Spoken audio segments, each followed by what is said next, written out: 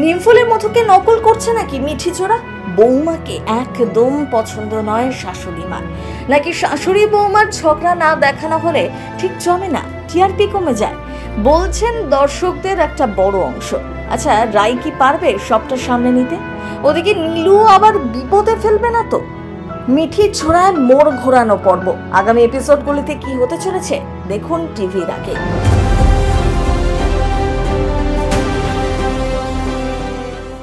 রাইকে সিঁদুর পরাতে যায় অনির্বাণ, ঠিক তখনই গল্পে আসে নয়া মোড়। রাইয়ের মা এসে জানায় নীলু ঘুমের ওষুধ খেয়েছে। তখনই বিয়ের পিঁড়ি ছেড়ে উঠে পড়ে রাই, কিন্তু শেষ পর্যন্ত রাইয়ের সাথে অনির্বাণের বিয়েটা হয়েছে। তারপরেই ওত পেতে বসে আছে যে অন্য বিপদ।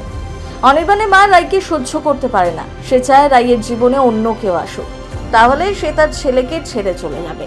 নেটিজেনরা বলছেন এই তো নিমফুলের মধুর মতন শাশুড়িকে দেখানো হচ্ছে, যেখানে বৌমাকে কিছুতেই সহ্য করতে পারে না।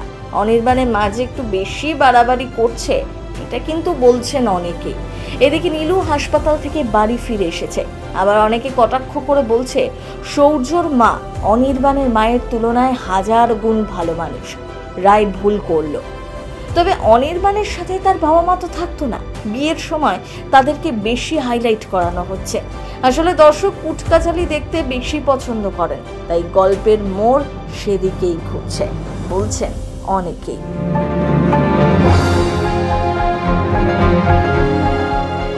2017 সালে জয়ী ধারাবাহিক দিয়ে অভিনয় জগতে পা রেখেছিলেন দেবাদ্রিতা বসু। তারপর আলো ছায়া, শ্রীকৃষ্ণ ভক্ত মীরা ও আলোর ঠিকানা ইত্যাদি মেগাতে কাজ করেছেন তিনি। অন্যদিকে আরাত্রিকার অভিনয় শুরু খেলনাবাড়ি সিরিয়ালের হাত ধরে। মজার বিষয়, সেই সময়ে অভিনেত্রী থেকে বয়সে বড়রা তার ছেলে মেয়ের চরিত্রে অভিনয় করেছিলেন। ঝাড়গ্রামের মেয়ে আরাত্রিকা বর্তমানে কাজের সূত্রে কলকাতাতেই থাকেন, তবে এখনো ছুটি পেলেই চলে যান ঝাড়গ্রাম। একটা সময় পড়াশোনাকেই সব বলে মনে করতেন নায়িকা, কিন্তু এখন জীবনটা বদলে গিয়েছে। পড়তে বসেও নাকি রাইয়ের ডায়লগ মাথায় ঘোরে।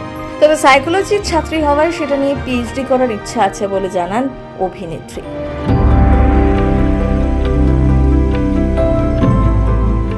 পর্দায় জনপ্রিয় হওয়ার কারণে সোশ্যাল মিডিয়াতেও বেশ পপুলার হয়েছেন আরাত্রিকা। ফেসবুক হোক বা ইনস্টাগ্রাম, তার লক্ষাধিক অনুগামী।